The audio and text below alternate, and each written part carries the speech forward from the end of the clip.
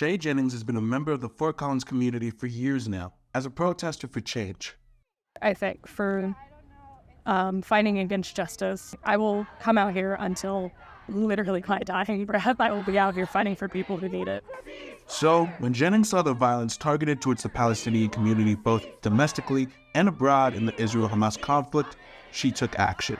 Hearing just the atrocities that are occurring in Palestine for the last 75 years, we're going on 76 now.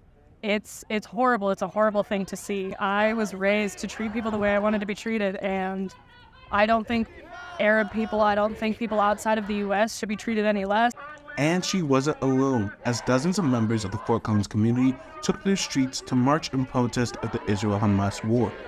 The conflict, which has been ongoing for decades now between the Palestinian and Israeli people, was reignited on October 7th when Hamas carried out a terrorist attack on Israel, including a plane attack on a music festival in Kibbutz Yam and bombings and kidnappings in several cities, according to the Associated Press.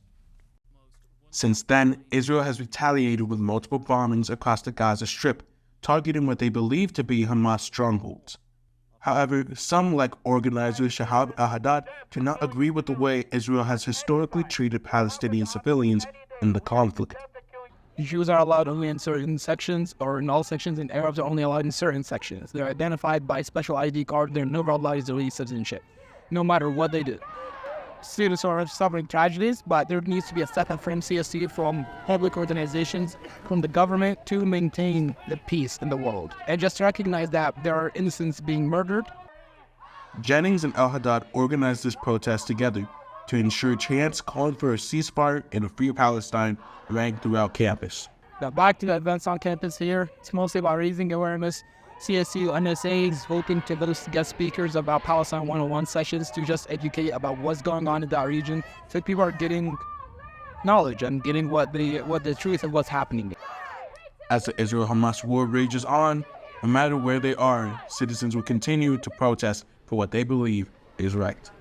It is important for students to have their voices, because yes, in the modern world politics, every voice matters. Every day that I wake up that they are still being bombed is definitely a day that I have to get up and have the energy and have the power. I was not given a voice to not speak up. I was not given feet to not march for people who need it. I was not given hands to call my senators, to make a sign, to hold up this heavy megaphone. All these things I was gifted with, why won't I use it for good?